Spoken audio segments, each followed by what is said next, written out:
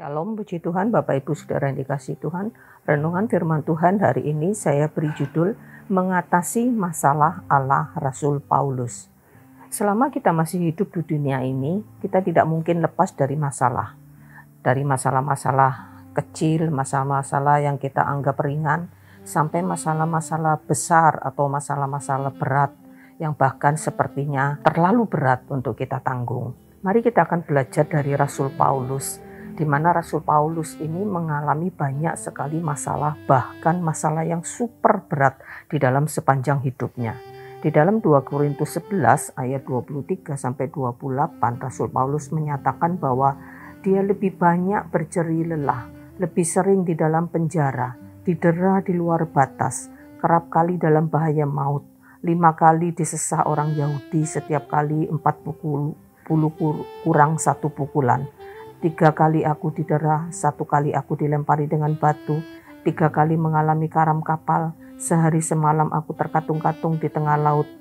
Dalam perjalanan aku sering diancam bahaya banjir, bahaya penyamun, bahaya dari pihak orang-orang Yahudi, dari pihak orang-orang bukan Yahudi, bahaya di kota, bahaya di padang gurun, bahaya di tengah laut, bahaya dari pihak saudara-saudara palsu.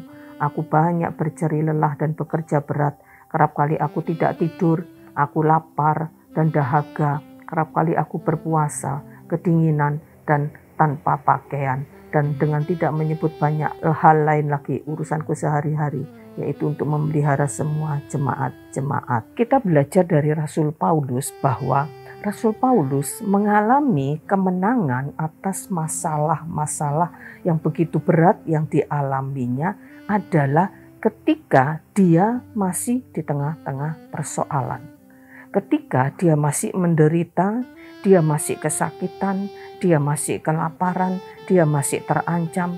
Di tengah-tengah persoalan itulah Rasul Paulus mengalami kemenangan. Dari pernyataan Rasul Paulus di dalam 2 Korintus pasal 4 ayat 8 dan 9. Dalam segala hal kami ditinggas, namun tidak terjepit.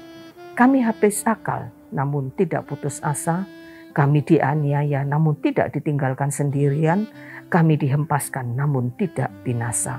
Kata namun di sini menyatakan kontras atau kebalikan dari kondisi yang sedang terjadi. Artinya dalam waktu yang bersamaan. Pada umumnya orang berpikir dan berharap bahwa kemenangan atas persoalan adalah ketika persoalan atau masalah itu selesai atau beres. Sakit, kemenangannya adalah sembuh. Tidak punya uang, kemenangannya adalah dapat uang. Akibatnya banyak orang menjadi kecewa, putus asa, bahkan stres karena menunggu selesainya atau beresnya masalah yang tidak kunjung tiba. Bagaimana Rasul Paulus bisa mengalami kemenangan di tengah-tengah persoalan yang masih dialami, masih terjadi dalam hidupnya?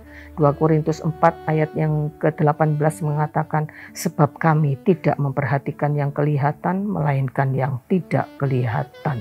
Apa yang tidak kelihatan? Rasul Paulus mengarahkan pandangannya kepada Tuhan, kepada surga, kepada pahala yang menantinya.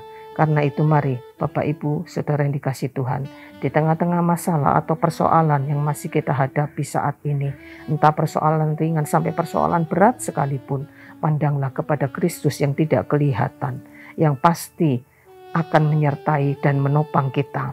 Maka dengan yakin kita juga dapat berkata, namun aku tidak putus asa, aku tidak akan terhempas, aku tidak akan jatuh, aku tidak akan goyah, karena Tuhan menyertai aku.